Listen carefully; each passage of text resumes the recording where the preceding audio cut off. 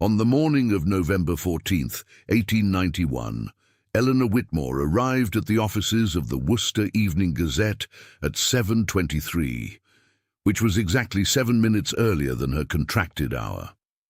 She had walked the same route she had walked for the past 8 years, left from her boarding house on Elm Street, right onto Main, past the courthouse, left again at Front Street, and through the side door of the Gazette building, which the pressman always left unlatched because the latch had rusted in 1885 and no one had ever bothered to replace it.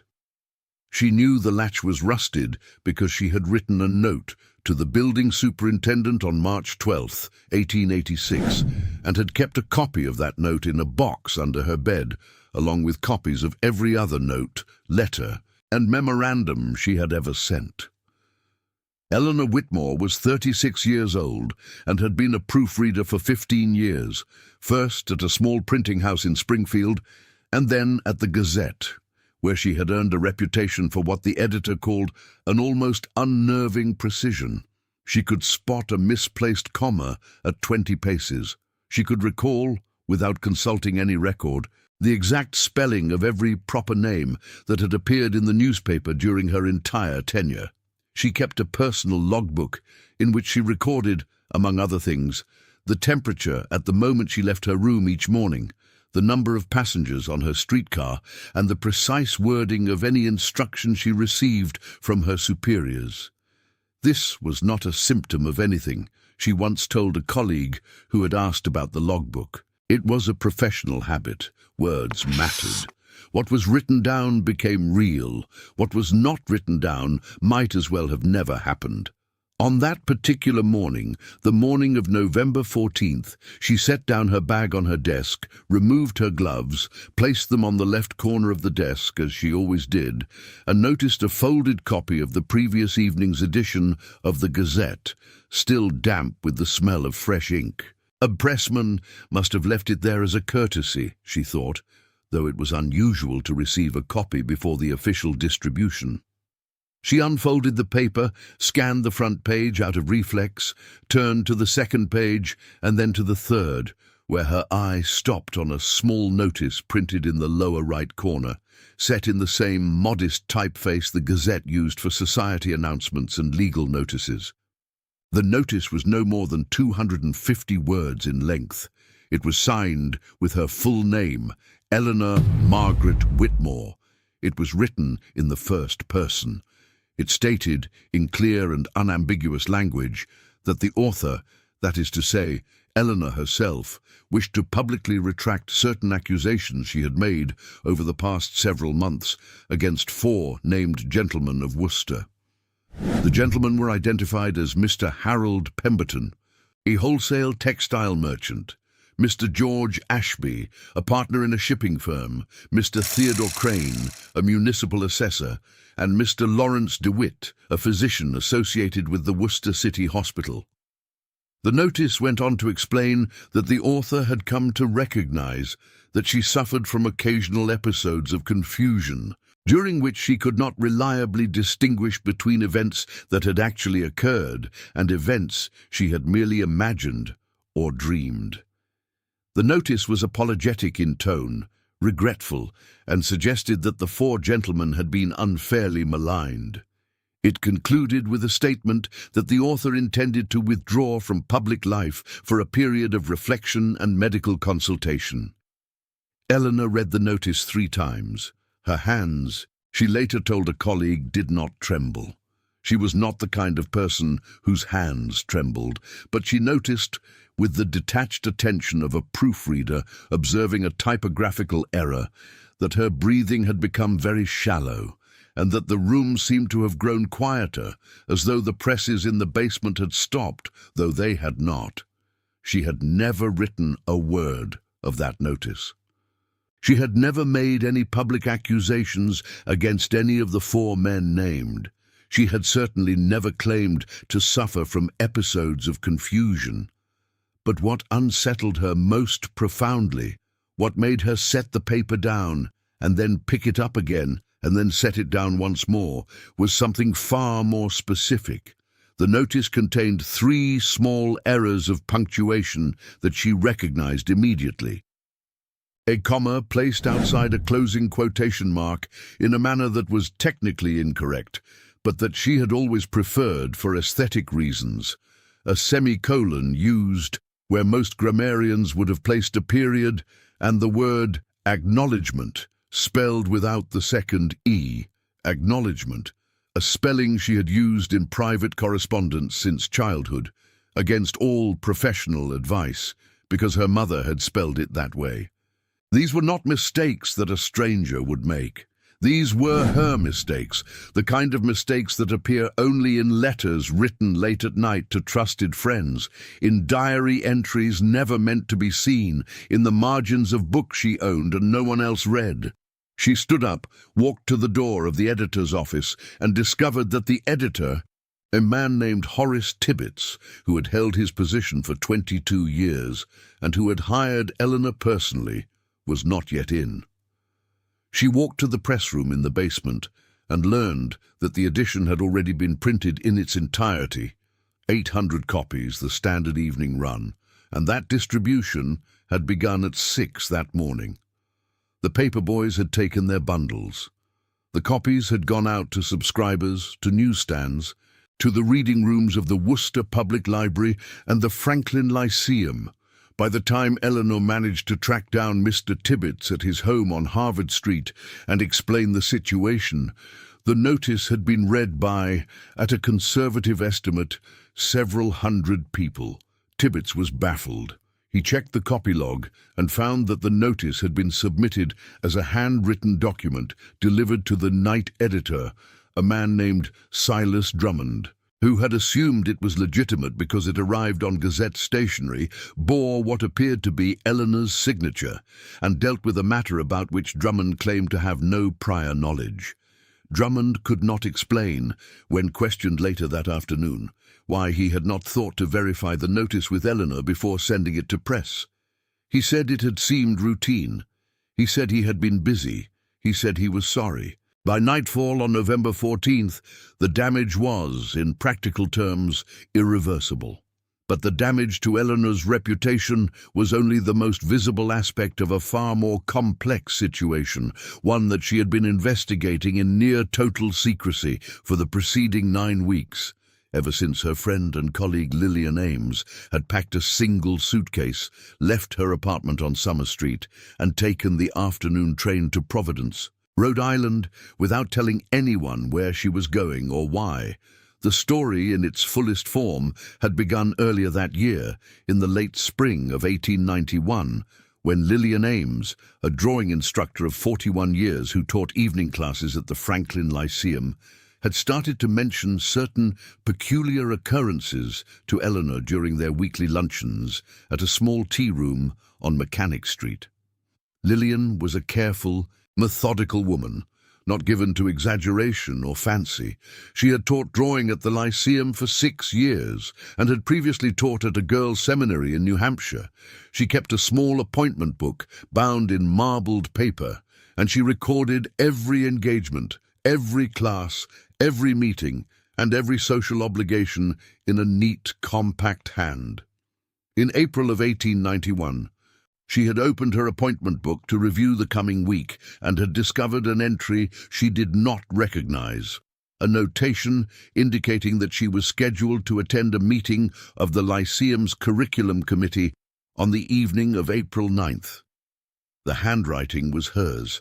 The ink was the same violet-colored ink she always used, but she had no memory of writing the entry, no memory of being invited to the meeting, and no memory of any prior involvement with the Curriculum Committee, which she had never been asked to join. When she inquired about the meeting, she was told by the Lyceum's administrative secretary, a man named Cyrus Fenwick, that her name did indeed appear on the committee's membership roster, and that she had been present at the committee's 2 previous meetings in February and March, where she had reportedly made several helpful suggestions about the revision of the anatomical drawing curriculum. Lillian had no recollection of any of this. She told Eleanor that she had stood in Fenwick's office, looking at the roster with her own name on it, written in what appeared to be her own handwriting on a sign-in sheet, and had felt something she described as the floor tilting very slightly, as though the building had shifted on its foundations. Eleanor had listened to this account with professional sympathy but personal skepticism. She liked Lillian, trusted her judgment, and had never known her to fabricate or embellish. But the story was, on its face, difficult to credit. People forgot meetings. People misremembered dates. Lillian was over 40. A certain amount of forgetfulness was to be expected.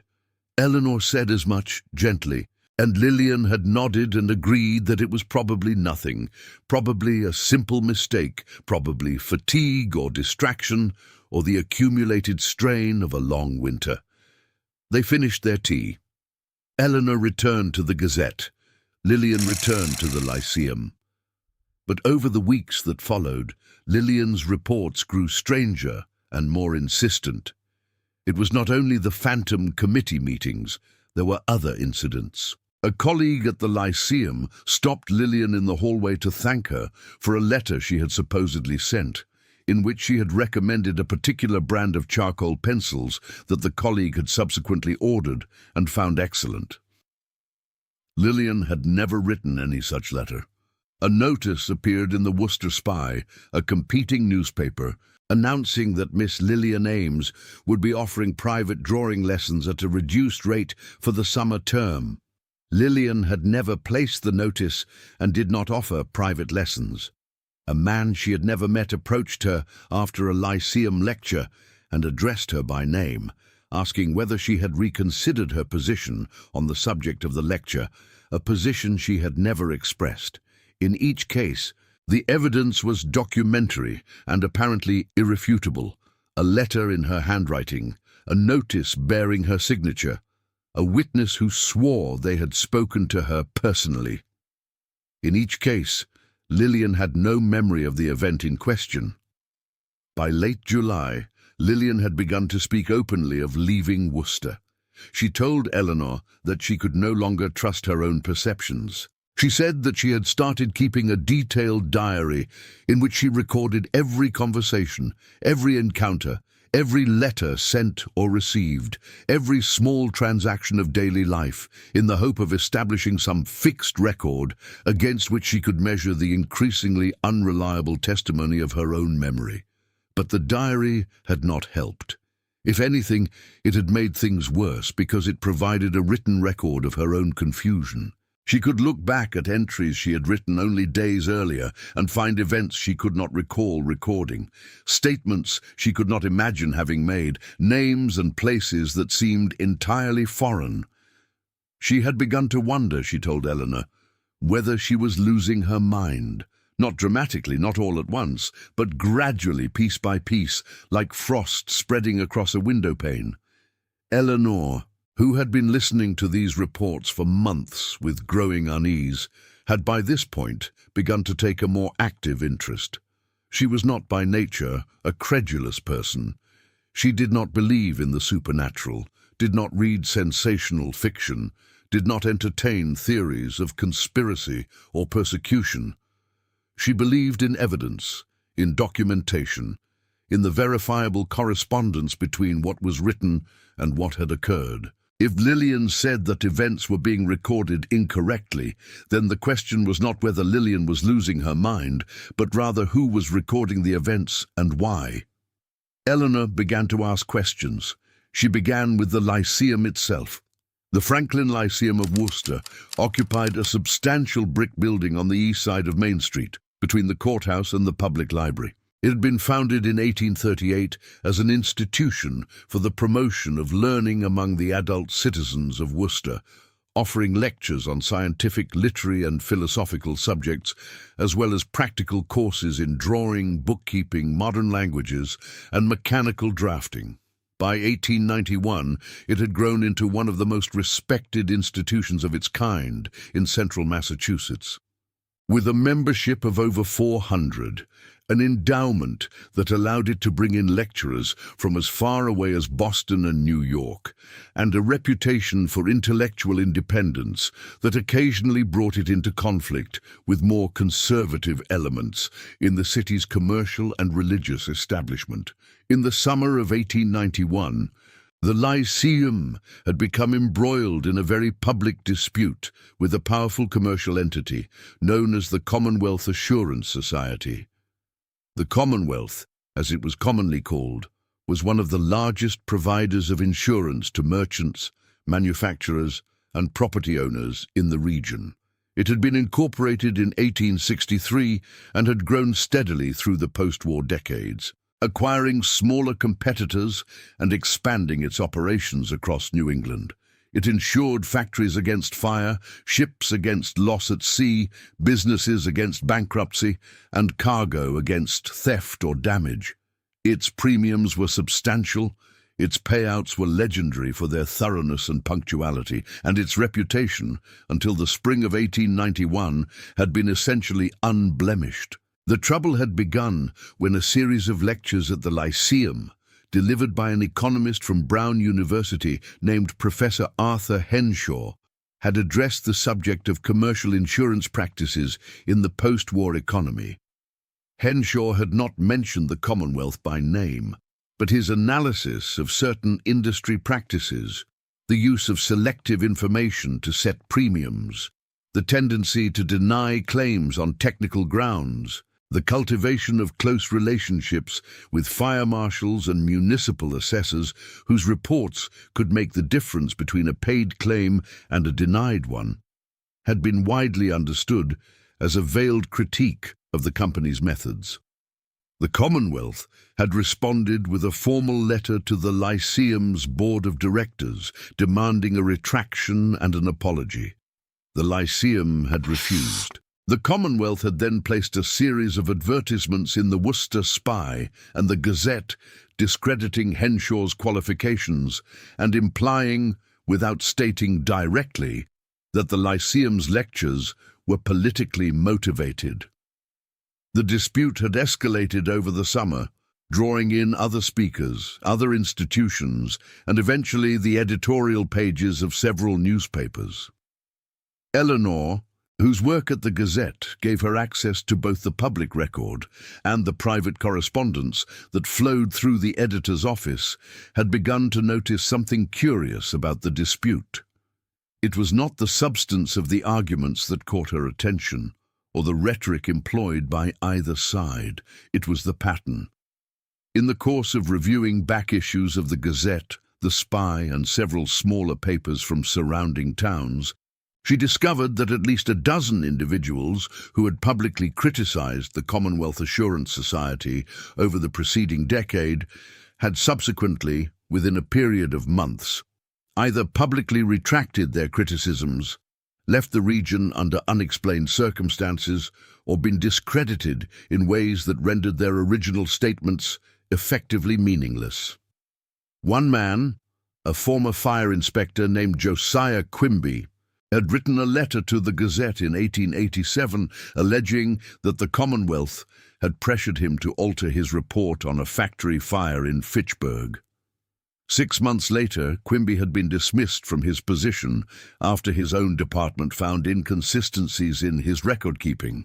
Another woman, a Mrs. Harriet Voss of Leominster, had filed a complaint with the State Insurance Board in 1889 regarding what she described as fraudulent practices in the settlement of her late husband's business policy. Her complaint had been withdrawn 3 months later, and Mrs. Voss had moved to Ohio. A third figure, a newspaper editor named Samuel Rourke, who had run a series of editorials critical of the Commonwealth in his small paper in Athol, had been forced to sell his publication in 1890 after his primary advertiser, a dry goods merchant who did substantial business with Commonwealth-insured suppliers, withdrew his support. The pattern was not, in itself, proof of anything. Retractions happened, people moved, editors sold their papers. but the consistency of the pattern, the regularity with which criticism of the Commonwealth was followed by the disappearance or discrediting of the critic, suggested to Eleanor that there was something systematic at work. She began to compile a dossier. She copied out names, dates, newspaper clippings, and public records. She cross-referenced the individuals who had been targeted with the names of the 4 gentlemen mentioned in the false confession: Pemberton, Ashby, Crane, and DeWitt, and discovered that all 4 had connections to the Commonwealth, either as officers, major shareholders, or members of its board of directors. She did not, at this stage, have a clear theory of how the mechanism operated. She only knew that it existed, that it was patient, and that it was effective. Then Lillian Ames left Worcester. It was the morning of September 3rd. She had packed a single suitcase, left a brief note for her landlord stating that she was traveling to visit a sick relative and did not know when she would return, and boarded the 11:15 train to Providence. She had not told Eleanor she was going. She had not told anyone. 2 days later, the Gazette published a brief item noting that Miss Lillian Ames, a respected instructor at the Franklin Lyceum, had been compelled by personal circumstances to take an indefinite leave of absence. The item made no mention of the strange events that had preceded her departure. Eleanor found this omission striking. She asked Mr. Tibbets who had placed the item, and Tibbets told her it had been submitted by Cyrus Fenwick, the Lyceum's administrative secretary, as a routine institutional notice. It had not occurred to Tibbets to question it. Eleanor wrote to Lillian at her last known address in Worcester, hoping the letter would be forwarded. She wrote again a week later, and then a third time.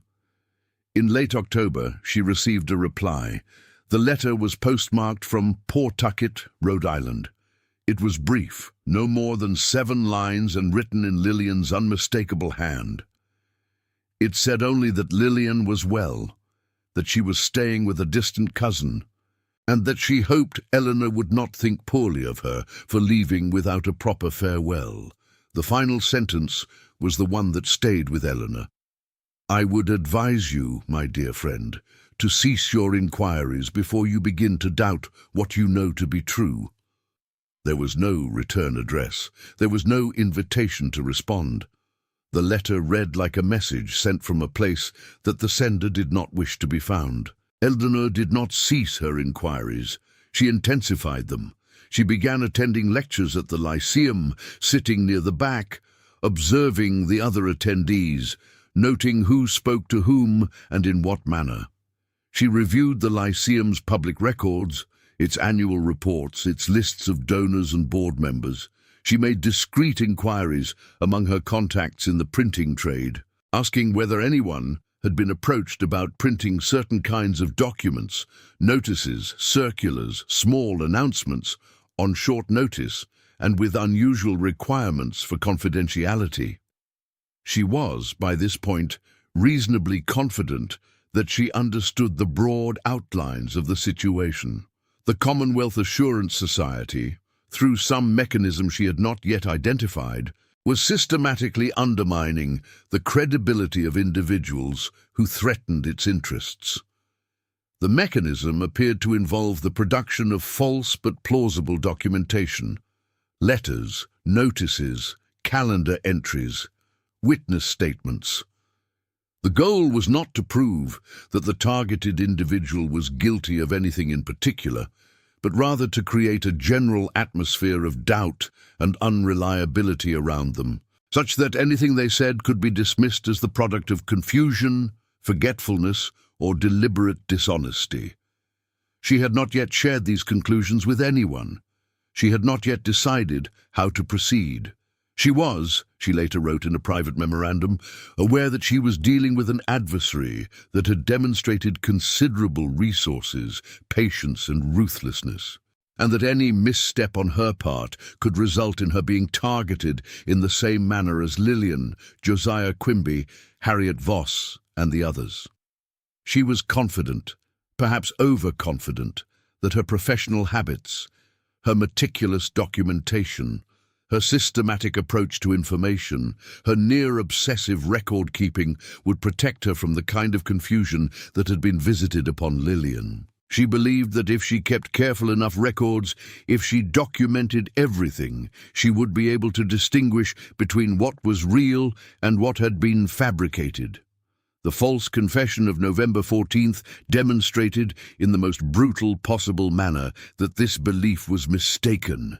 Eleanor had kept meticulous records. She had documented everything, and none of it had prevented someone from placing a notice in her own newspaper, written in her own style, bearing her own name, confessing to sins she had never committed and weaknesses she did not possess. The mechanism was more sophisticated than she had imagined. It did not require access to her private papers. It did not require forgery in the conventional sense. It required only a detailed understanding of her habits, her patterns of speech, her professional style, and her personal idiosyncrasies. And someone, she now understood, had been gathering exactly that kind of information for a very long time. The days following the publication of the false confession were, by Eleanor's own account, among the strangest she had ever experienced.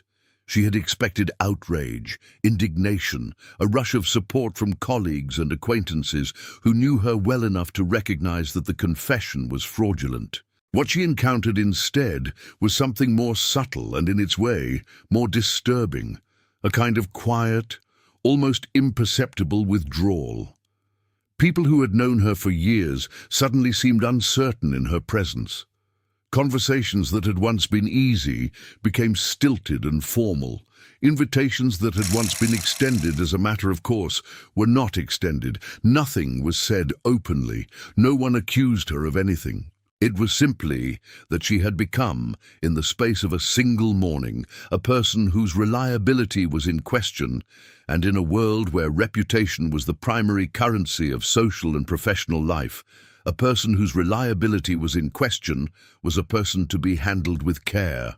The most concrete consequence came 1 week after the publication, when the owner of her boarding house on Elm Street, a widow named Mrs. Augusta Poole, informed Eleanor that her lease would not be renewed at the end of the month. The reason, Mrs. Poole explained, was that there had been complaints from other boarders. Eleanor had allegedly confronted one of them, a traveling salesman named Mr. Orville Keene, in the hallway on the evening of November 11th, and had made threatening remarks regarding his personal safety. Mr. Keene had reported the incident to Mrs. Poole and had stated that he would be taking his business elsewhere if Miss Whitmore remained in residence. Eleanor had no memory of any such encounter. She had been at the Lyceum on the evening of November 11th, attending a lecture on the geology of the Connecticut River Valley, and could produce the lecture program and her own notes to prove it. But Mrs. Poole was not interested in evidence. She was interested in maintaining a peaceful establishment, and the presence of a boarder about whom other boarders felt unsafe was, by definition, incompatible with that goal. Eleanor found new accommodations at the end of the month in a smaller room on the north side of town, in a house that was colder and farther from the Gazette offices, and that she would come to dislike intensely, without ever fully articulating why. A second incident occurred in early December, when she went to collect a parcel she had ordered from a dry goods merchant on Front Street. The merchant, a man named Clement Porter, informed her that she had already collected the parcel. On November 22nd, he said, showing her a receipt signed with her name. Eleanor had not been in the shop on November 22nd. She examined the signature and found that it was, once again, a disturbingly accurate facsimile of her own. She did not argue. She had learned, by this point, that arguing was counterproductive. The more she insisted on the truth, the more she appeared to be confirming the doubts that had been planted about her mental stability. She simply nodded, apologized for the confusion, and left the shop. That evening, she added the incident to a new notebook she had begun keeping, one that was separate from her personal logbook and that she kept with her at all times, even when she slept. She titled it, in her own mind, The Book of Discrepancies, and in it she recorded every incident in which someone else's account of events differed from her own. The list grew longer through December and into January. A colleague at the Gazette mentioned a conversation they had supposedly had about the weather on a day when Eleanor had been at home with a cold. A neighbor remarked that she had been seen walking on a street she had not walked on. A letter arrived from a woman she did not know, thanking her for advice she had supposedly given at a social gathering she had not attended. Eleanor did not, at first, understand the full mechanics of what was happening to her. She knew, in a general sense, that the Commonwealth Assurance Society was behind it. She knew that the mechanism involved the production of false but plausible testimony distributed across enough different sources that no single witness could be exposed as a liar. But she did not know how the information was gathered, how the false testimony was coordinated, or who, specifically, was giving the orders. What she did know, and what troubled her most, was that the campaign appeared to have begun before she had ever started investigating the Commonwealth. The false confession, the complaints from her fellow boarders, the forged signatures, all of this suggested a system that had been in place for some time, that had been observing her for some time, and that had been waiting for the moment when it would be needed. It was in this state of mind, watchful, suspicious, increasingly isolated, that Eleanor made a decision that would ultimately prove to be the turning point of the entire affair. She decided to stop trying to prove that the incidents were false. The attempt was futile, she reasoned, because the whole point of the campaign was to make the truth impossible to establish. Every time she produced evidence that she had been somewhere, someone else could produce evidence that she had been somewhere else. Every time she insisted on her own memory of an event, a dozen small testimonies could be arrayed against her, each one individually insignificant but collectively persuasive. She could not win that battle, because the battlefield had been designed to make winning impossible. What she could do, she realized, was something different. She could create information that was demonstrably false, plant it in the environment, and see where it surfaced. The plan was simple in concept, though it required considerable discipline to execute.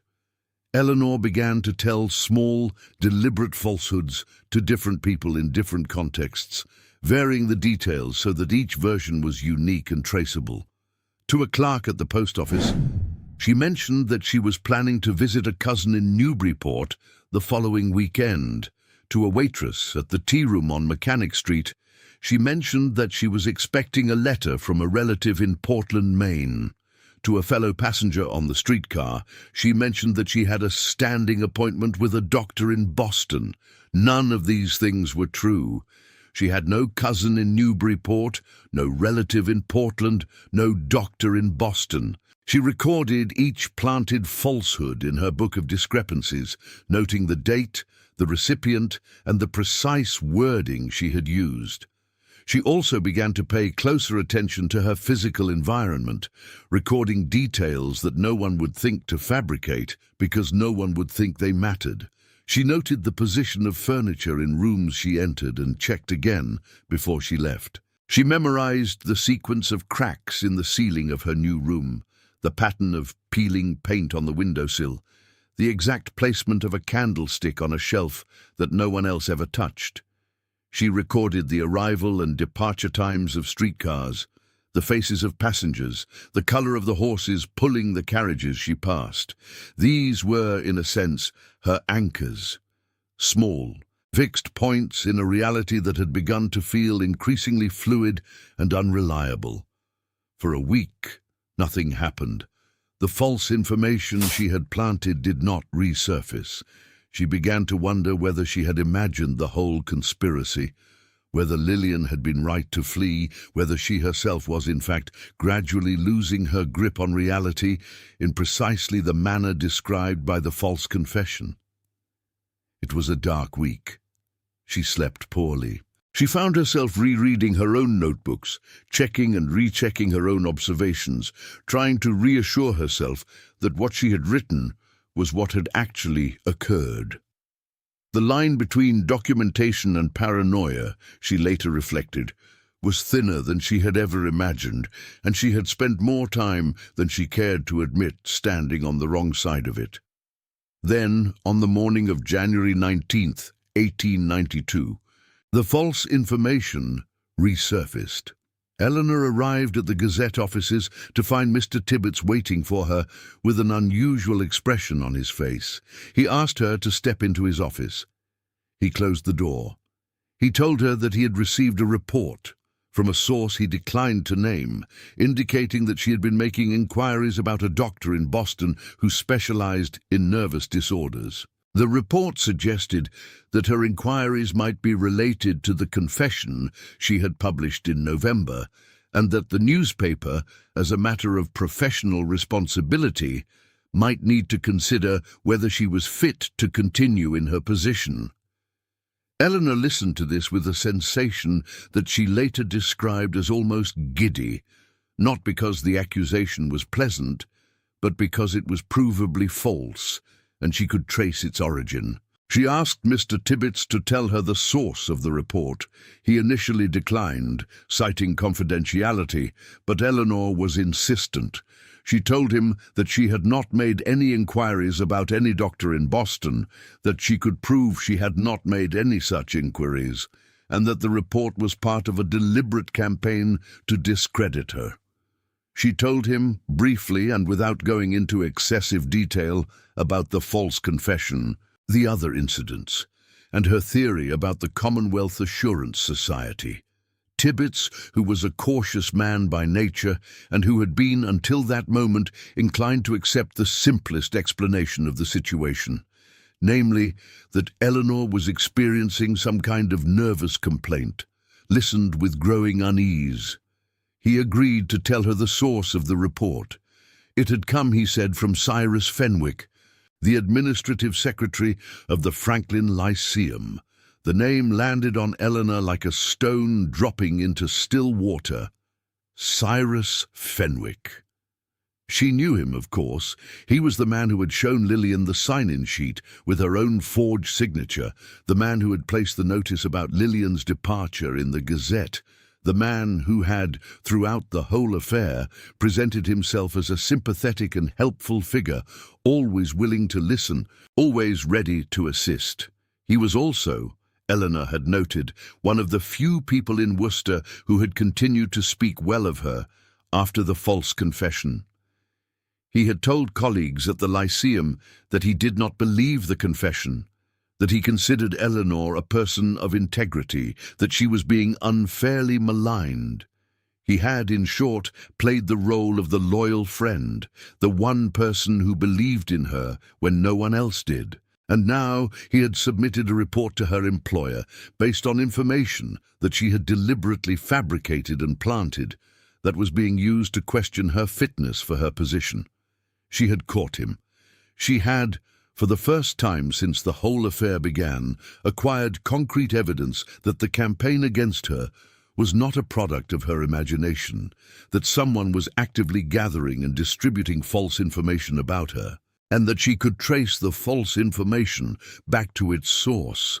But as Eleanor would discover in the days and weeks that followed, the situation was considerably more complex than the simple identification of Cyrus Fenwick as an agent of the Commonwealth Assurance Society. She approached Fenwick herself, choosing a moment when the Lyceum was quiet and they could speak privately in his office, a cramped room on the second floor filled with filing cabinets, ledgers, and stacks of paper that seemed to have been accumulating for decades. She did not accuse him directly. Instead, she told him that she had become aware of certain irregularities in the information that was circulating about her, and that she was trying to understand how these irregularities might have arisen. She watched his face carefully as she spoke. What she saw was not guilt or defensiveness, or the calculated composure of a man who had been caught in a lie.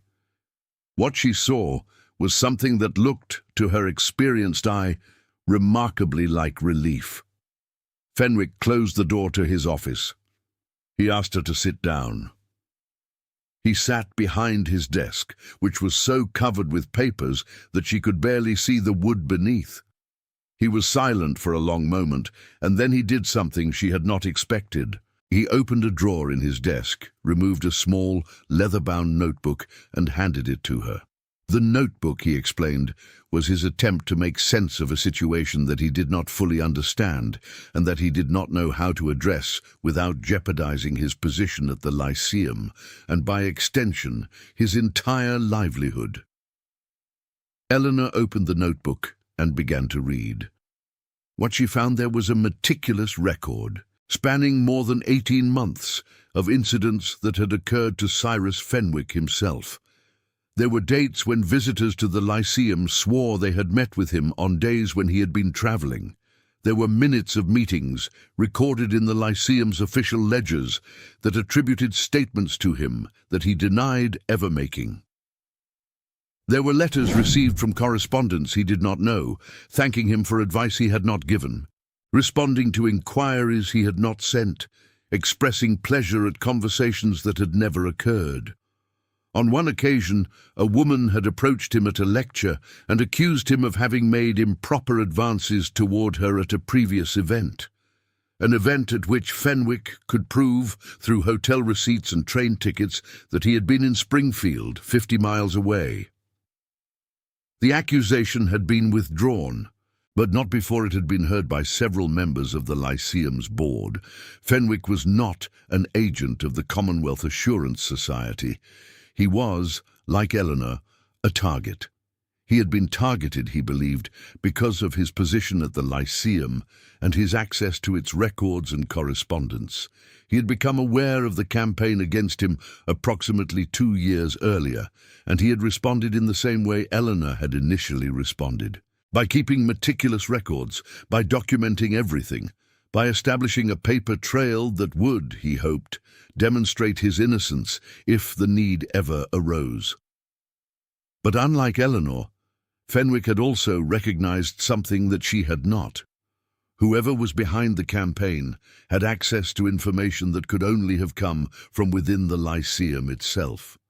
The forged minutes, the phantom meeting records, the letters on Lyceum stationery, all of these required access to the institution's internal documents, its typefaces, its schedules, and its administrative procedures. Someone inside the Lyceum was cooperating with the Commonwealth. Fenwick had spent the previous year trying to identify that person. He had narrowed the list of suspects to 3 individuals.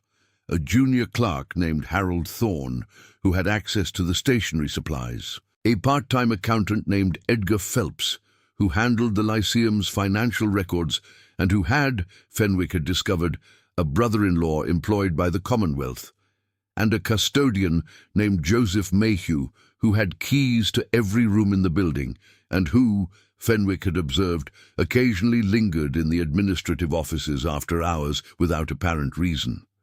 But Fenwick had been unable to confirm which of the 3 was the source, because any investigation on his part risked alerting the collaborator that he was being watched, which would likely result in an intensification of the campaign against Fenwick himself.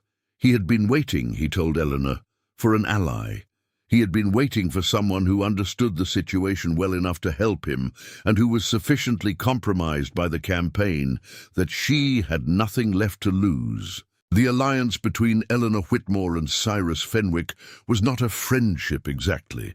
It was a practical arrangement between 2 people who had discovered that they were trapped in the same invisible cage and who recognized that their only hope of escape lay in cooperation. They began to meet regularly, always in private, always taking care not to be seen arriving or departing together. Eleanor brought her growing dossier of evidence. The false confession, the records of the incidents that had occurred since November, the book of discrepancies, with its meticulous catalogue of lies and distortions. Fenwick brought his knowledge of the Lyceum's internal operations, his access to its records, and his network of contacts throughout the city's commercial and institutional life. Together, they began to piece together the full scope and mechanics of the system that had been deployed against them. What they discovered was, in Eleanor's later assessment, simultaneously more mundane and more disturbing than anything she had imagined. The Commonwealth Assurance Society maintained, for the purpose of what it called reliability assessment, is a network of paid informants distributed throughout the commercial and institutional life of central Massachusetts. These informants were not spies in the conventional sense, not trained agents or professional investigators. They were ordinary people, hotel clerks, streetcar conductors, shop assistants, delivery men, waitresses, janitors, typographers, postal workers, and the dozens of other functionaries whose work brought them into contact with a wide range of individuals and whose observations, individually trivial, could be assembled into a remarkably detailed portrait of any person's life. The system had been developed in the late 1870s as a legitimate tool for assessing the reliability of individuals and businesses before issuing large insurance policies.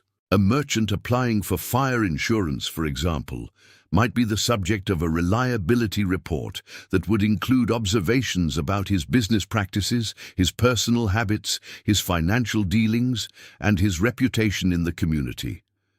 The reports were compiled from multiple sources to ensure objectivity, and they were treated as confidential business documents never shared with the subjects themselves.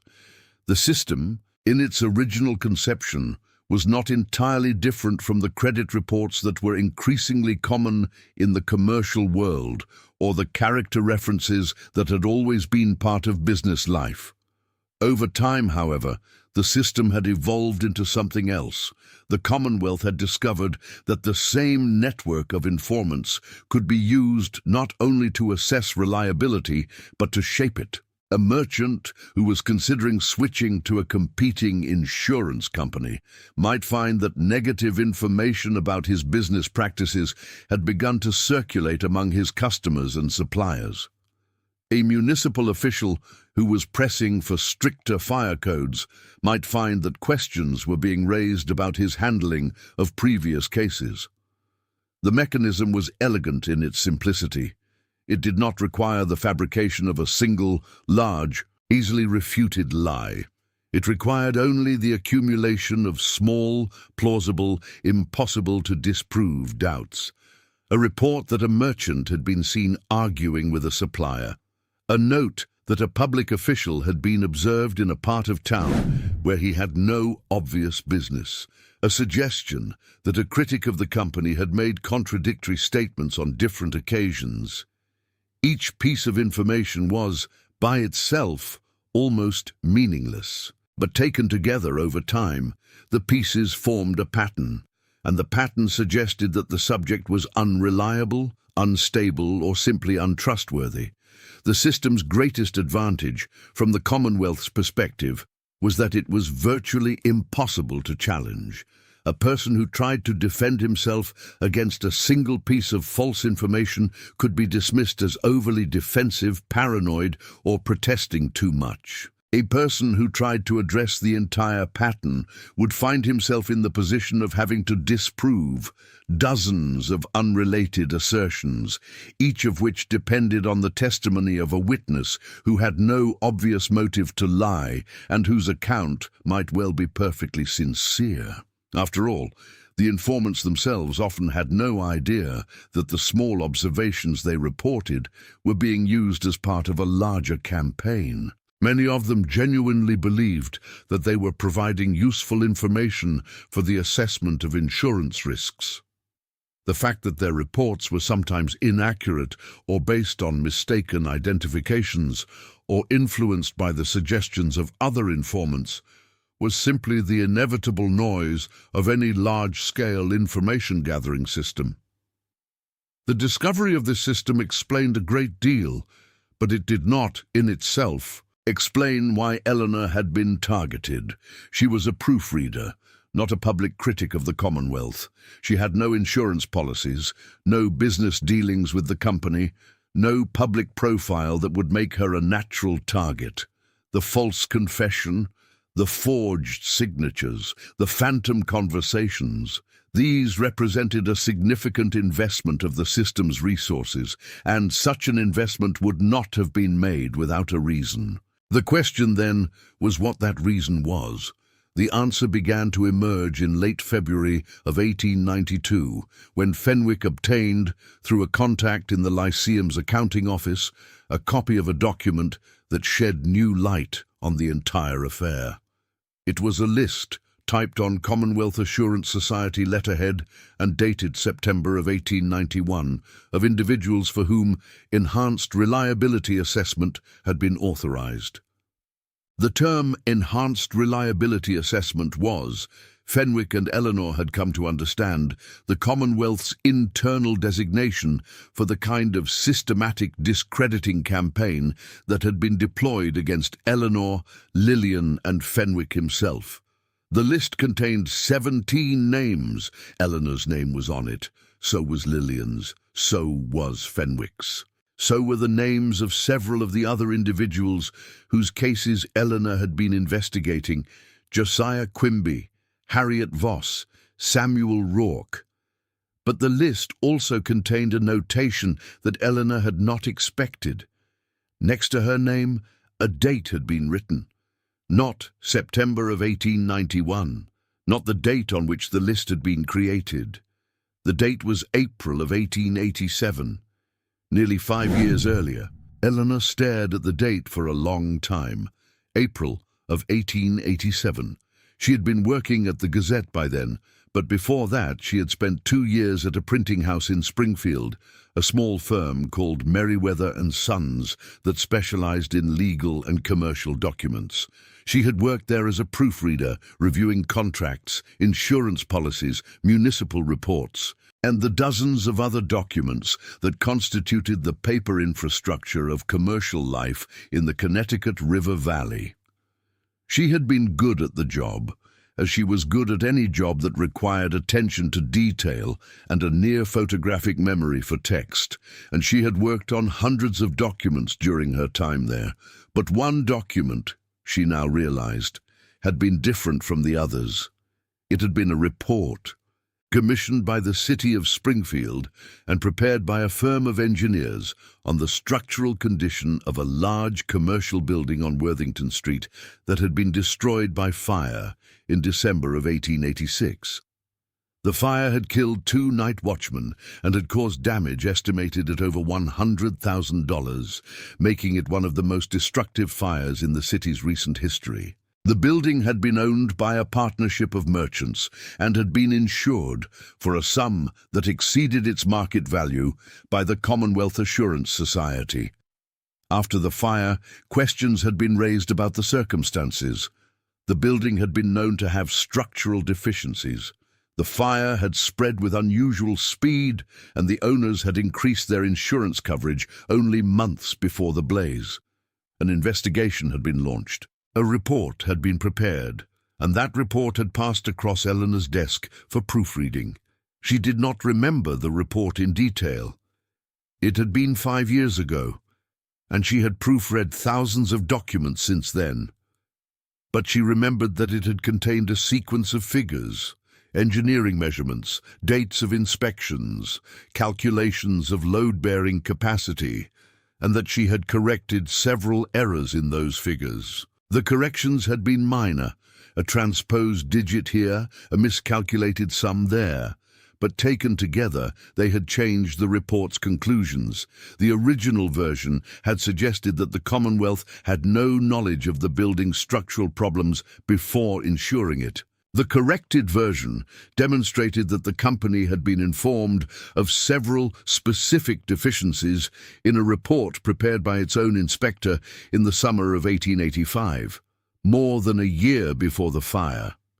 The difference was significant enough that, if the report were ever made public, it could expose the Commonwealth to charges of fraud, conspiracy, and possibly manslaughter. Eleanor had not thought about the report again after she left Merriweather and Sons. She had not kept a copy. She had not discussed it with anyone. She had simply done her job, corrected the errors, returned the document, and moved on to the next assignment. But the Commonwealth, it now appeared, had not moved on. The company had believed for 5 years that Eleanor Whitmore possessed a copy of that report, or at least remembered enough of it to reconstruct its findings, and that she represented a potential threat to its interests. The company had been watching her, waiting to see if she would use the information. When she had begun investigating the Lyceum, the company had concluded that the moment had arrived. The false confession, the campaign of small distortions, the systematic undermining of her credibility. All of it had been designed not to punish her for something she had done, but to neutralize a threat that had existed only in the company's imagination. Eleanor, for 5 years, had been walking around with a target on her back that she did not know was there, pursued by an adversary she did not know existed, for a crime she had not committed, and indeed could not have committed, because she had never possessed the evidence the company believed she possessed. The irony was as bitter as it was complete. She had spent months investigating a conspiracy, only to discover that the conspiracy had been investigating her for years, before she even knew it existed. The realization transformed the nature of the investigation. Eleanor and Fenwick no longer needed to prove that the Commonwealth was engaged in systematic discrediting. They already knew that. They needed to find evidence that would hold up in a court of law, or at least in the court of public opinion, and that would demonstrate not only that the campaign existed, but that it had been deployed against innocent people for the purpose of covering up a much larger crime. The proofreading report from 1887 was the key. If they could locate a copy of that report, or better yet, if they could locate someone who could testify to its existence and its contents, they would have a connection between the Commonwealth's information-gathering system and a specific, concrete act of wrongdoing that would be difficult for the company to dismiss. But finding the report was not going to be easy. It had been 5 years. Merriweather and Sons had gone out of business in 1889. The original documents from the Springfield fire investigation had been archived, misplaced, or destroyed. Eleanor had no idea where to begin searching. It was at this point, in early March of 1892, that she made the decision to find Lillian Ames. The search for Lillian was not simple.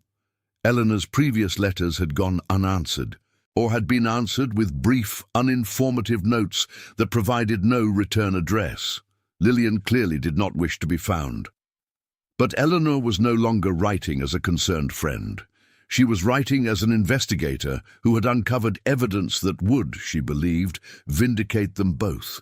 She wrote a new letter, this one more detailed and specific than her previous efforts, and sent it to every address she could find that had any connection to Lillian or her family.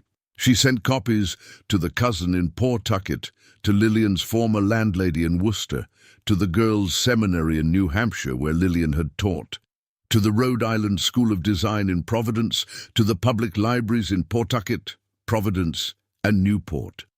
She enclosed, in each envelope, a note explaining that she had discovered the mechanism by which the Commonwealth had been operating, that she needed Lillian's help to expose it, and that she would wait at a specific time and place for Lillian to make contact. The time was noon. The place was the reading room of the Providence Public Library on the second Saturday of March. Eleanor took the train from Worcester to Providence on the morning of the appointed day. Arriving at the library shortly before 11, she found a seat near the window with a clear view of the entrance, and she waited. Noon came and went. Eleanor remained in her seat, 1 in the afternoon, 2, 3. She began to accept that Lillian was not coming. She had packed a small bag for an overnight stay, but she was already calculating when she could catch the next train back to Worcester. It was at 4:17, by the clock on the library wall, that a woman entered the reading room and walked directly to Eleanor's table. She was thinner than Eleanor remembered, and her hair, which had been dark brown the last time they met, was now shot through with grey. She was wearing a plain travelling dress and carrying a leather satchel that looked heavy. It was Lillian. She did not embrace Eleanor. She did not smile. She sat down across from her, placed the satchel on the table between them, and said very quietly that she had been expecting this moment for nearly a year. She had known, she said, that Eleanor would eventually find the truth. She had known because Eleanor was the most persistent person she had ever met, and because the truth, once glimpsed, was not something that Eleanor Whitmore would ever let go of. What she had not known, she added, was whether Eleanor would survive the process of discovering it. The Commonwealth system, she explained, was not designed to kill people. It was designed to make them wish they were dead. It was designed to isolate them so completely, to surround them with so many small, plausible, impossible-to-refute suggestions of their own unreliability, that they would eventually lose faith in their own perceptions and simply give up. That, Lillian said, was what had nearly happened to her. She had not fled Worcester because she was being persecuted. She had fled Worcester because she had started to believe her persecutors. She opened the satchel and removed a set of documents that she had been carrying with her since her departure. There were cards, perhaps 30 of them, each one measuring about 3 inches by 5 and printed on stiff paper of a distinctive cream colour. On each card were written instructions typed in a small, neat font for an informant. The instructions were remarkably specific and remarkably mundane. One card instructed a bootblack on Front Street to report any customers who asked questions about the Commonwealth Assurance Society. Another instructed a waitress at a hotel restaurant to note the arrival and departure times of certain guests. A third instructed a streetcar conductor to record the stops at which a particular passenger boarded and disembarked. There were cards for shop clerks and messenger boys, for laundresses and lamplighters, for the dozens of small, invisible functionaries whose work brought them into daily contact with the public and whose observations, aggregated and analyzed, could produce a portrait of anyone's life that was detailed enough to be weaponized. The cards that Lillian had obtained were not, she explained, the only ones in existence. They were a small sample, collected over months of careful observation and quiet persistence, and they had been taken from informants who did not know they had been discovered and who had no idea that the cards existed as physical objects rather than verbal instructions. But the sample was enough to demonstrate the scale of the operation. The Commonwealth had recruited informants in every town in central Massachusetts and beyond, in Springfield, in Fitchburg, in Leominster, in Athol, in Providence, in Hartford. The instructions varied according to the target and the situation, but the method was always the same: observe, record, report, never exaggerate, never fabricate. Simply note what you see and hear, and let the pattern emerge from the accumulation of small, true facts that, taken together, created a portrait that was utterly false. Among the cards, Eleanor found one that was specifically assigned to her. It had been created, according to the date printed on its reverse, in May of 1887, the month after she had proofread the Springfield fire report. The card instructed a network of informants to report on her movements, her associates, her correspondence, and any documents she was known to possess. The instructions were updated periodically as her situation changed and as the Commonwealth's assessment of the threat she represented evolved. The most recent update, dated October of 1891, contained a single additional instruction. The informants were to report any indication that Eleanor Whitmore was attempting to contact Lillian Ames, as such contact would suggest that the two women were coordinating their efforts to expose the Commonwealth's operations. Eleanor read the card twice, and then a third time. She was, she later noted, surprised by her own reaction. She had expected to feel anger or vindication, or perhaps fear. What she felt instead was something closer to exhaustion. The scale of the operation, the years of surveillance, the hundreds of people enlisted to watch her and report on her. It was too much to absorb all at once. It was like discovering that a room she had lived in for years was not a room at all, but a stage, and that every wall had eyes behind it. Lillian waited for her to finish reading. Then she told Eleanor the rest of the story. She had discovered the informant system months before Eleanor had begun investigating the Lyceum, not through careful detective work, but by accident. A laundress who worked in her building had mentioned in passing that she had been asked by a man from an insurance company to report on the habits and visitors of the building's tenants. The laundress had thought it was strange, and she had mentioned it to Lillian because Lillian was the only tenant who had ever been kind to her. Lillian had pursued the lead, quietly and carefully, and had gradually uncovered the full scope of the system. When she realized what she had found, she had made a calculation. If she stayed in Worcester and tried to expose the system, she would be targeted in exactly the same way that the system's previous targets had been targeted, and she would almost certainly fail. If she fled and pretended to have been defeated, the Commonwealth would conclude that she was no longer a threat, and she would be able to continue gathering evidence from outside the system's reach. She had chosen the latter course. She had fled to Rhode Island, established herself under an assumed name, and spent the following months collecting informant cards, interviewing former targets, and building a case that would, she hoped, eventually be strong enough to bring the Commonwealth to account. She had not contacted Eleanor during this period because she had been afraid, not of the Commonwealth, but of what the Commonwealth might do to Eleanor if it suspected that the two women were working together.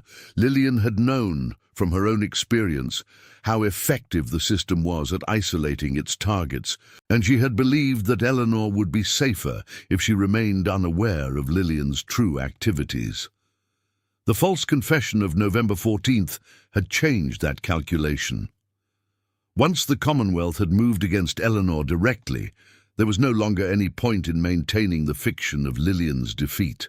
The only remaining question was whether Eleanor was strong enough to survive what was coming. The three conspirators, Eleanor, Lillian, and Cyrus Fenwick, convened in Worcester in late March of 1892.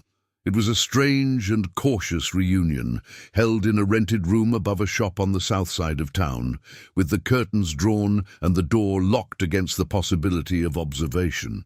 They pooled their evidence: Eleanor's book of discrepancies, Fenwick's notebook of incidents, Lillian's informant cards, the list of targets with its 5-year-old date, the fragments of the Springfield fire report that Eleanor had been able to reconstruct from memory, the letters and notices and forged signatures that documented the campaign's operations. It was an impressive collection, but it was also, as Fenwick pointed out, almost entirely circumstantial. The informant cards did not prove that the Commonwealth had directed the campaign against Eleanor. The list of targets did not prove that the company had authorized the false confession. The fire report did not exist, or at least they had not found it. What they had was a theory, supported by a great deal of suggestive evidence, but still a theory. The missing piece, they all agreed, was the Springfield fire report itself. If they could locate a copy, the original, or a duplicate, or even a credible account of its contents from someone who had seen it, they would have the connection they needed. They would be able to demonstrate not only that the Commonwealth had operated a vast system of surveillance and discrediting, but that the system had been used to cover up a specific criminal act: the fraudulent insurance of a building known to be structurally dangerous, leading to a fire that had killed 2 men. Eleanor spent the next several weeks attempting to locate the report. She wrote to the city of Springfield, to the state insurance board, to the engineering firm that had prepared the original document. She contacted former colleagues from Merriweather and Sons, tracked down the families of the fire victims, searched through the archives of the Springfield newspapers. The search was not entirely successful, but it was not entirely fruitless either. In the archives of the Springfield Republican, she found a series of articles about the fire that had been published in the weeks after the incident. The articles made reference to a report prepared by independent engineers that had raised questions about the condition of the building prior to the fire, but they did not quote the report directly or identify the engineers by name. The implication was clear. Someone had suppressed the report, or at least had prevented its findings from being made public. In the records of the State Insurance Board, Fenwick found a memorandum dated March of 1887, 2 months after the fire, in which an investigator named Reginald Poole noted that certain documents relating to the Worthington Street matter have been withdrawn from circulation pending further review. The memorandum did not specify who had withdrawn the documents, or on whose authority, or for what purpose, but it confirmed that the documents had existed and that someone had wanted them to disappear. In May of 1892, Lillian received a letter from a man named Thomas Whitby, a retired printer who had worked at Merriweather and Sons during the period when Eleanor had been employed there. Whitby remembered the Springfield fire report. He remembered it because it had been one of the last documents he had handled before his retirement, and because it had been the subject of a visit from 2 men who had arrived at the printing house shortly after the report was delivered to its client. The men had identified themselves as representatives of the insurance company that had insured the burned building. They had asked to see the original manuscript of the report, and they had asked whether any copies had been made. Whitby had told them that the manuscript had been returned to the client and that no copies had been kept, which was standard practice. The men had seemed satisfied with this answer, but they had asked a number of additional questions about the people who had worked on the document, including the proofreader. Whitby had given them Eleanor's name. He had not thought anything of it at the time. It was only years later, when he had heard rumors about the strange events surrounding Eleanor Whitmore, that he had begun to wonder whether his casual disclosure had set something terrible in motion. Whitby's letter was, for Eleanor, the final confirmation of a truth she had already accepted. The Commonwealth had been watching her for 5 years, not because of anything she had done, but because of something she might do, something she had never intended to do, and had not even known she possessed the capacity to do. The company had spent half a decade and an incalculable amount of money and effort monitoring a woman who posed no threat to it whatsoever, simply because it could not be certain that she posed no threat. The absurdity of the situation would have been comic if it had not been so destructive. By the summer of 1892, Eleanor, Lillian, and Fenwick had assembled enough evidence to present a compelling case to the authorities. They did not have the original fire report, and they probably never would. But they had Whitby's testimony, the State Insurance Board memorandum, the newspaper articles, the informant cards, the list of targets, and the voluminous records of the incidents that had been perpetrated against them. They had, in short, enough to demonstrate that a pattern existed, that the pattern was systematic, and that the Commonwealth Assurance Society was almost certainly responsible for it. The question was what to do with the evidence they had gathered. The 3 of them discussed the options at length through the late spring and early summer. They could take the evidence to the police, but the police were unlikely to pursue a case that involved no provable crime in the conventional sense.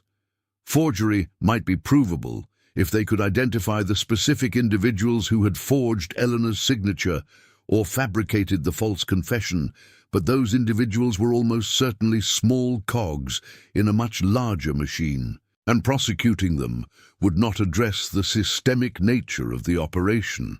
They could take the evidence to the newspapers, but the newspapers were, as they had already learned, vulnerable to the same kind of pressure that had been used against them. The Gazette had published the false confession without verification. The spy had printed the phantom notice about Lillian's art classes. The press was not an ally. It was part of the same ecosystem of information and influence that the Commonwealth had so effectively manipulated. They decided in the end to pursue a multi-pronged strategy. Fenwick, who had the most extensive network of institutional contacts, would approach the State Insurance Board and present the evidence of systematic abuse of the reliability assessment system. Lillian, who had the informant cards and the documentation of the network's operations, would approach a lawyer in Boston who specialized in commercial fraud and ask for an opinion on whether the evidence supported a civil action. Eleanor, who had the most complete documentation of the personal harm that had been inflicted, would approach the Gazette and request that the newspaper publish a full retraction of the false confession, accompanied by an explanation of how it had come to be published. The results were mixed, as they had expected they would be.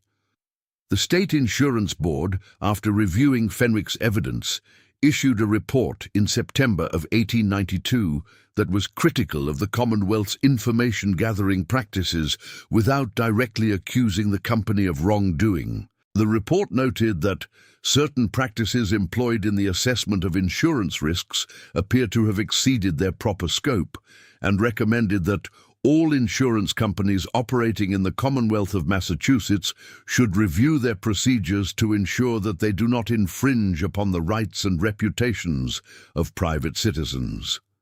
The language was cautious, qualified, and largely ineffectual, but it was, at least, an official acknowledgement that something had gone wrong. The lawyer in Boston, a man named Josiah Etheridge, who specialized in commercial litigation, reviewed Lillian's evidence and concluded that a civil action was possible but not advisable.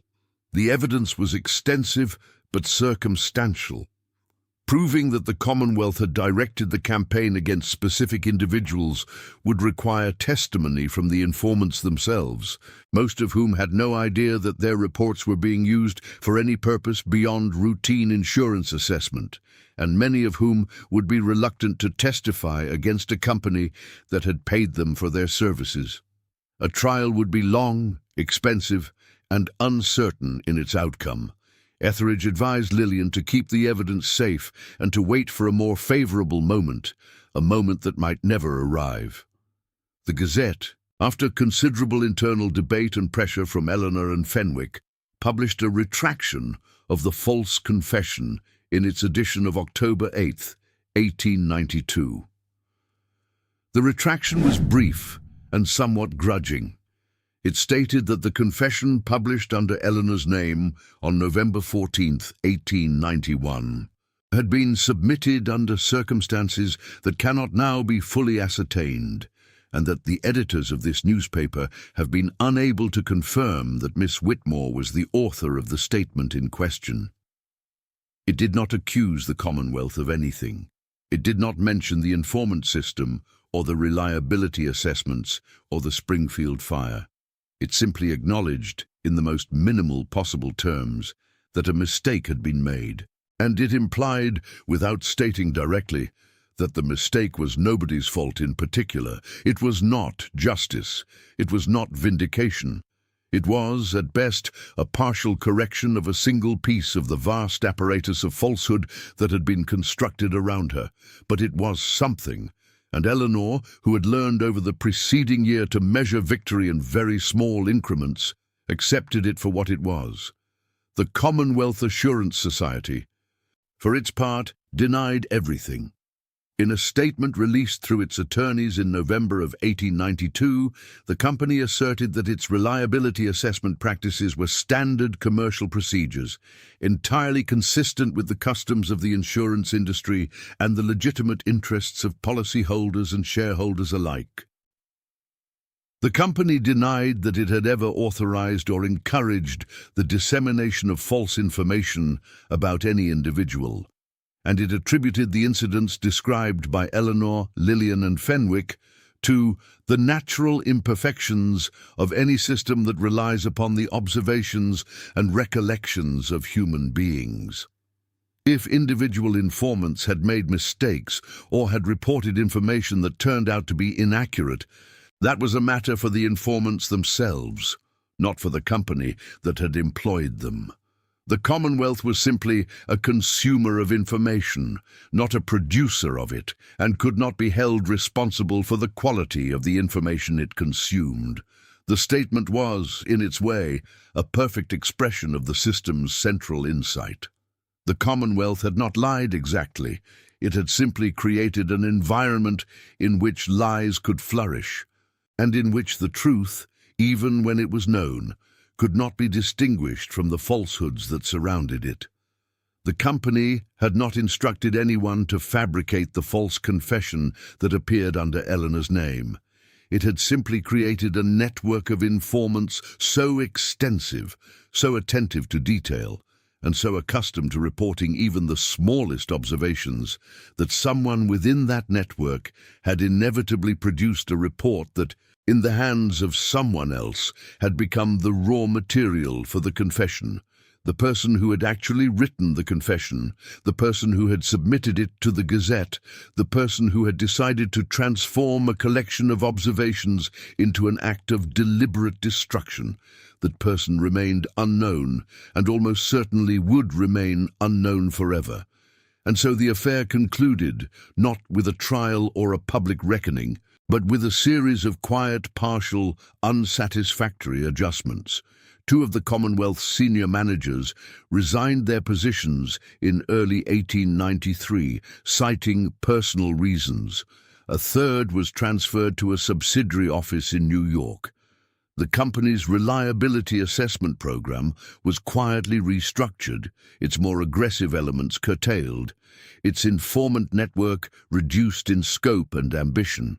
The four gentlemen named in the false confession, Pemberton, Ashby, Crane, and DeWitt, continued to prosper in their respective fields, their reputations essentially undamaged by the brief and localized controversy in which they had been peripherally involved. None of them ever acknowledged any knowledge of or responsibility for the campaign that had been conducted against Eleanor Whitmore. Eleanor herself remained in Worcester. She continued to work at the Gazette, though the relationship between her and the newspaper had been permanently altered by the events of the preceding year. She was no longer the trusted proofreader whose precision was a matter of institutional pride. She was now a person about whom there were questions, a person whose name had been associated, however unjustly, with confusion and unreliability and public scandal. Her colleagues treated her with a careful, guarded politeness that was, in some ways, worse than outright hostility, because it implied that they were making a conscious effort to be fair to her, that fairness was something she required rather than something she deserved. She continued to keep her notebooks. The book of discrepancies grew thicker month by month, as she recorded the small inconsistencies that still appeared in the accounts of her daily life. A neighbor who claimed she had been out when she had been in. A shopkeeper who insisted she had ordered something she had not ordered. A former acquaintance who swore they had discussed a topic they had never discussed. She could no longer be certain, in many of these cases, whether the discrepancies were deliberate fabrications, honest mistakes, or the lingering residue of a system that had been dismantled but not entirely eliminated. She recorded them anyway, because recording was what she did, and because the act of writing something down was, for her, the most reliable way of making it real. The years passed, as years do. The 19th century gave way to the 20th. The Franklin Lyceum, its reputation diminished by the controversy, and its finances weakened by the departure of several major donors, struggled through the 1890s and closed its doors permanently in 1903. The building was sold to a commercial firm and converted into offices. The filing cabinets that had contained the forged minutes and the phantom sign-in sheets were emptied, their contents either destroyed or archived in a municipal warehouse where they would remain unexamined for decades. Cyrus Fenwick left Worcester in 1894 and moved to New Hampshire, where he took a position as the manager of a small public library in a town whose name Eleanor would later forget. They exchanged letters for a few years, and then the letters stopped, and Eleanor never learned whether his silence was the result of indifference, death, or the quiet, inexorable drift that separates even the closest of allies when the emergency that brought them together has passed. Lillian Ames remained in Rhode Island for the remainder of her life. She continued to teach drawing, first at a private school in Providence, and later, after the school closed, as a private instructor to the children of the city's more prosperous families. She never returned to Worcester. She never spoke publicly about the Commonwealth Assurance Society, or the informant network, or the strange events of 1891 and 1892. She kept the informant cards in a locked box in her bedroom, and when she died in 1931, at the age of 81, the box passed to her niece, who had no idea what the cards were or why her aunt had preserved them with such care. The niece kept them for a few years and then, during a move to a smaller apartment, threw them away. Eleanor Whitmore died in 1928, at the age of 73, in the same small room on the north side of Worcester that she had moved into after being evicted from her boarding house. She had never married, never had children, never left the city that had been the setting for both her professional achievements and her personal destruction. She had continued to work at the Gazette until her retirement in 1916. And she had continued to keep her notebooks until the day she died. When her belongings were sorted by the landlady's daughter, they were found to contain, in addition to the expected items, clothing, a few pieces of modest jewelry, a small collection of books, a framed photograph of her mother, a total of 47 notebooks, each one filled from cover to cover with Eleanor's small, precise handwriting. The notebooks contained, among other things, a record of every book she had read since 1883, a log of every letter she had sent and received since 1884, a daily account of the weather in Worcester spanning 37 years, and the Book of Discrepancies, which by the time of her death had grown to fill 5 volumes and contained over 2,000 individual entries. On the first page of the first volume of the Book of Discrepancies, Eleanor had written a brief explanation of why she had begun keeping the record and why she had continued it for so long, long after the events that had prompted it had faded from public memory. The explanation was written in her characteristic style, precise, unemotional, attentive to the exact meaning of each word. It read as follows: For a period of several months in the years 1891 and 1892, certain persons unknown to me, acting at the behest of interests I could not at that time identify, attempted to persuade me that I could not trust my own memory. They did not attempt to make me believe a single large falsehood, for a single large falsehood can be identified and refuted. Instead, they attempted to make me doubt 1,000 small truths, each one individually insignificant, each one impossible to prove or disprove with certainty. They understood that if enough people over enough time relate enough small inaccuracies about a person's conduct, that person will eventually begin to doubt whether her own recollections are reliable. They understood that truth in the end is not a matter of fact, but a matter of consensus. If everyone agrees that something happened, then for all practical purposes it did happen, regardless of whether it actually occurred. I have continued this record for all these years, not because I believe that anyone will ever read it, and not because I believe that the record will ever serve to correct the record that has been made of my life. I have continued it because the act of writing is, for me, the only reliable means of knowing what I know. As long as I can write down what happened, I can trust that it happened. The moment I stop writing, I will become what they wanted me to become, a person who does not know her own life.